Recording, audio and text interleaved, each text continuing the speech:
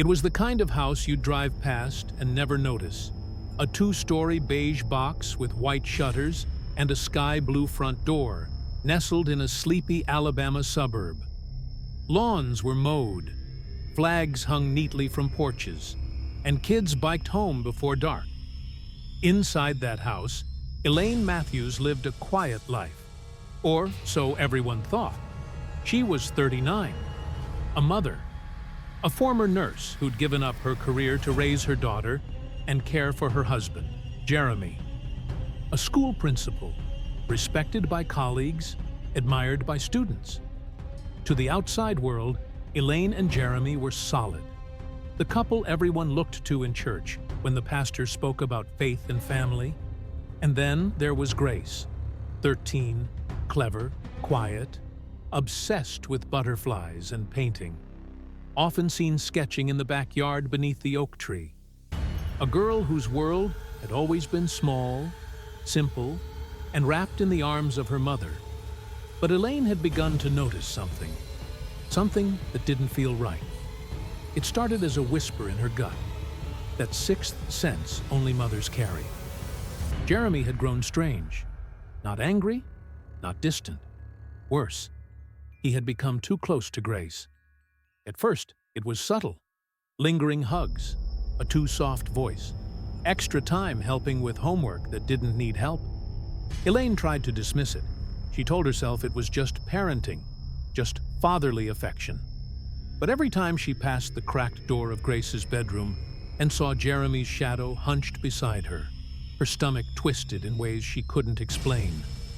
Then came the moment that changed everything. One night, Elaine couldn't sleep. The AC buzzed. The house was still. She walked down the hallway barefoot, careful not to wake anyone. Grace's light was still on. Strange for a school night. When she pushed the door open, she found Jeremy sitting too close, his hand resting on Grace's knee. The air turned to ice. Jeremy looked up, surprised. Elaine didn't say a word. She just stared. Grace, her face blank, didn't move. Elaine forced a smile. "Honey, it's late," she said softly. "Time for bed." Jeremy stood quickly, brushing past her. But as he walked away, she noticed Grace flinch at his touch. That was the moment she knew. From then on, the house with the blue door became a quiet hell. Elaine watched her husband's every move, every word he said to Grace. Every moment they were alone. And Grace, once bubbly, now quiet as a ghost, retreated into herself, barely speaking, barely eating. Elaine wanted to scream. She wanted to drag Grace out of that house and run. But she had no evidence, no bruises, no proof. Just 1,000 moments that scraped at her heart until it bled. She began to write everything down. The times Jeremy entered Grace's room, the comments he made, the way Grace seemed to disappear inside her own skin. And then, one day, she opened Grace's sketchbook, and what she found broke her in two. The next parts will follow this structure. It was a Saturday morning when Elaine found it. The sun had barely risen, spilling golden light through the curtains as she stood in Grace's empty room. Silent. Too silent. The girl had gone to stay with her aunt overnight, and the house had the kind of quiet that echoed. Elaine had come in to gather laundry. That's all. But when she reached for the pile at the foot of the bed, her fingers brushed against the corner of a notebook. Grace's sketchbook. The one she always clutched to her chest like it was made of glass. Elaine hesitated. She knew what it meant to a child to have a private world, a safe place no one touched. But something in her chest said, "Open it." Something deeper than guilt, deeper than fear. A mother's instinct sharpened by dread. So she sat on the bed and flipped the cover. The first pages were innocent. Butterflies, trees, a self-portrait, scribbled with colored pencils in Grace's uneven hand. Elaine nearly closed it. Then she turned another page, and her breath caught in her throat. The drawing was of two figures, one tall, broad, unmistakably a man, the other small, hunched, with long hair. A bedroom, a closed door, the man's hand reaching out. Elaine's hand flew to her mouth. She flipped more pages. A hallway, a man with his back turned, the small figure crying into a pillow. Another, more crude but unmistakable, the two in bed. Her daughter, trapped in a child's drawing that told the kind of story Elaine couldn't deny anymore. By the time she reached the last page, Elaine was shaking. The final sketch was a heart, broken in two. In the center were two stick figures, one labeled "Me," and the other, a word scrawled in shaky red letters, "Daddy." Below it, in a childish scrawl, were four words that tore Elaine's soul apart. "I don't feel safe." She didn't cry. Not at first. Not even when she slid the sketchbook back beneath the blanket and stood up, legs unsteady, heart hammering so loudly it was hard to breathe. She walked straight into the bathroom and threw up. An hour passed, maybe two. The world outside kept turning. Neighbors mowing lawns, birds chirping, life continuing like nothing was wrong. Elaine waited until Grace returned that afternoon. She welcomed her with warmth, like always, but her hands trembled when she touched her daughter's hair. Later, as they sat together in the kitchen over grilled cheese, Elaine reached across the table and gently asked, "Gracie, can I ask you something? And I want you to know, you can tell me anything.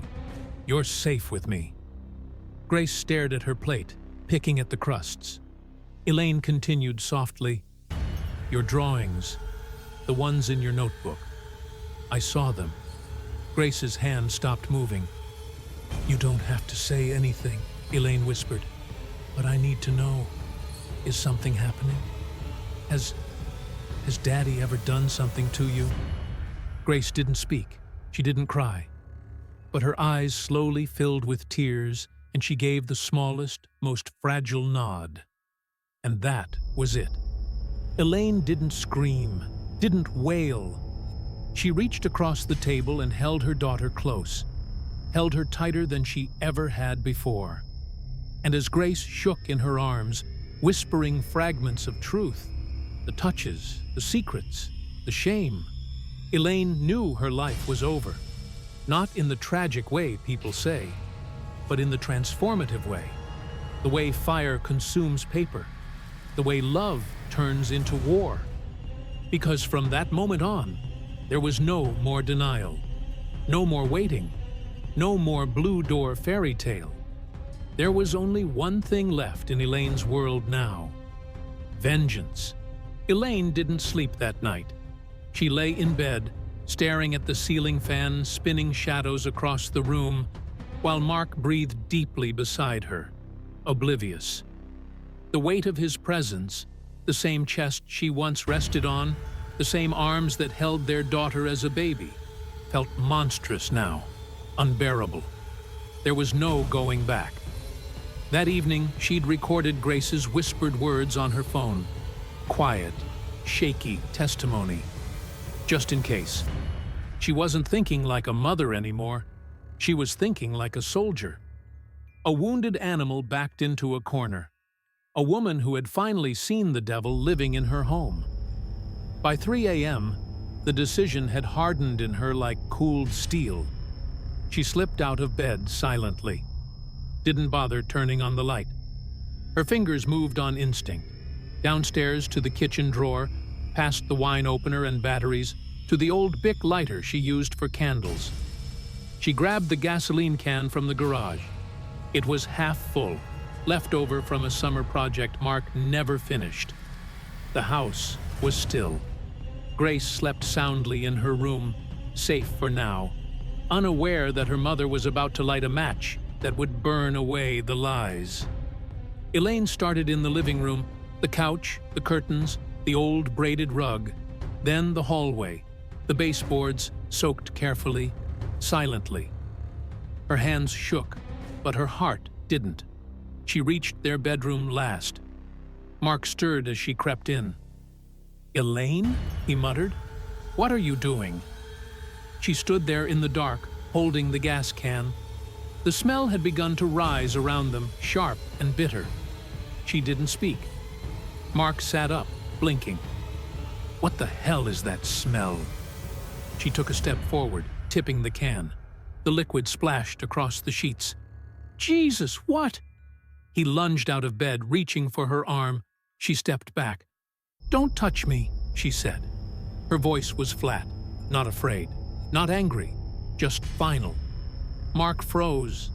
Maybe it was the way she looked at him, or maybe he saw something in her eyes that told him she already knew, that there was no more pretending, no more hiding behind bedtime stories and bedtime routines. "You don't understand," he began. Elaine laughed, and it came out like a sob cracked in half. "Number, you don't understand. I know everything, Mark. I saw her drawings. I heard what you said to her." He opened his mouth. Don't you dare lie to me one more time." The silence that followed wasn't silence at all. It was years of broken trust settling into place. It was the sound of glass cracking from the inside.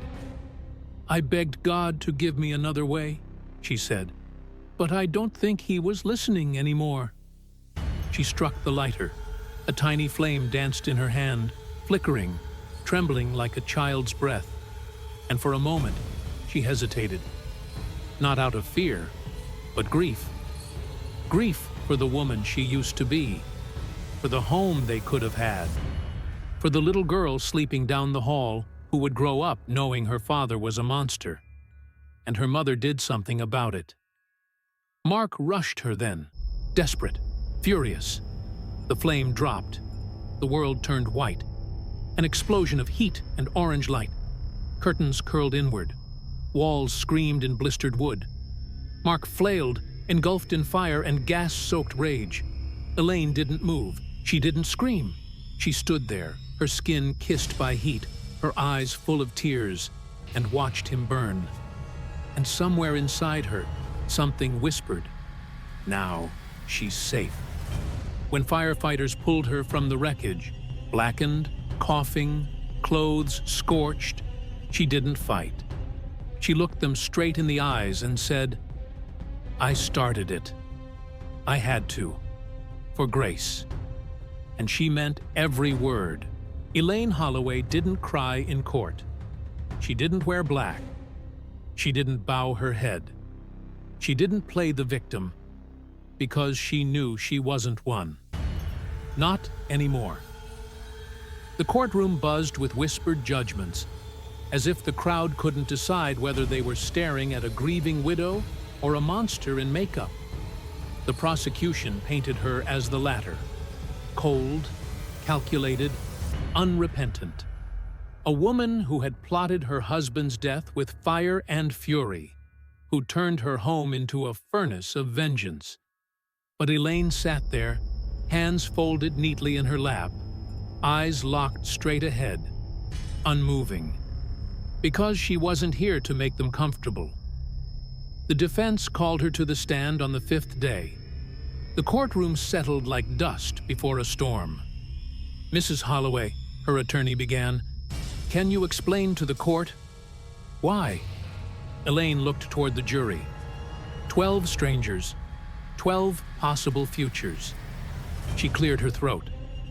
"You ever look at your daughter," she began, "and know something's wrong, but you just don't want to believe it?" No one answered. No one had to. "I loved Mark," she continued. "I married a good man, a good father, a protector. That's who I thought he was." She paused. The courtroom hung on her every word. "But one night, I found a sketchbook. Grace's. She draws all the time. It's how she talks to the world." Elaine's voice wavered, just a little. There were pictures, over and over. A man with a badge, a girl in pigtails. Her, I think. The man had red eyes, sharp teeth. She drew fire behind him. She wrote, "Mommy doesn't know." She gripped the edge of the witness stand, like it might hold her together. I asked her about it. She was scared. She said Daddy told her it was a game, that if she told me, I'd be taken away. Gasps rippled through the gallery. The judge called for order. Elaine pressed on. She said it started when she was 8. That's when the nightmares began. That's when she started flinching when he kissed her forehead. I didn't want to believe it, but I knew. A mother always knows. Her eyes flicked toward the prosecution's table, and when I confronted him, he didn't deny it. He told me I was overreacting, that I'd ruin his career, that I'd lose Grace, that no one would believe me over him. A beat of silence. I did what I had to do. I chose my daughter. I'd choose her again. Her voice was iron now, unapologetic, unbreakable. If protecting her makes me a murderer, then so be it. The courtroom was quiet. Even the judge looked away. The prosecutor stood. "Mrs. Holloway," he said, adjusting his tie, "you could have gone to the police. You could have filed a report. Why didn't you?" Elaine met his gaze. "Because I am the police wife. I know what happens to women like me. I know how these things get buried. And I know how many times girls like Grace get told, it's not enough." "And now?" he asked. "Now, what does Grace have?" Elaine didn't flinch. "She has one less monster in her life, and one mother who finally did something." With that, she stepped down, walked past rows of shocked faces, head high, because the fire might have taken her home, her husband, even her future. But it gave her back something else. Her voice, her daughter's safety, and the one thing no jury could ever take away: her decision. The verdict came on a Thursday, the kind of day where the sky stays gray like even heaven didn't want to look down. The courtroom was packed, reporters in the back, locals in the middle, strangers up front, pretending they didn't already make up their minds. Elaine Holloway stood when the judge asked her to. Her hands didn't tremble. Her eyes didn't blink. She was made of something harder now. Bone fused with fire. Will forged from ruin. The judge spoke slowly, as if the words might break. "For the charge of second-degree murder, this court finds you guilty." A hush fell, but Elaine didn't flinch. The judge continued. "You are hereby sentenced to 25 years in prison, with the possibility of parole after 15. There was no gasp, no wail, just silence that pressed in like water rising in a sealed room. And then a single voice, small, soft, trembling, from the gallery. "Mommy?" Everyone turned. It was Grace, now 14, hair longer, shoulders slightly hunched like she was still carrying secrets, but no longer carrying fear. She stood beside her guardian, clutching a worn teddy bear, the same one Elaine had salvaged from the fire. She took a step forward, then another. A bailiff blocked her, but the judge, moved by something human, nodded once. Grace walked until she stood just feet from the woman in cuffs. Elaine turned to her daughter. Their eyes met. Grace didn't smile. She didn't cry. She whispered, "You believed me." Elaine's voice cracked for the first time in weeks. "I always did." The bailiff stepped in gently, guiding Elaine away.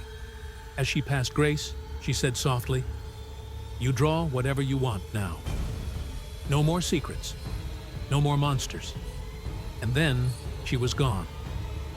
Years passed. Grace grew into her name.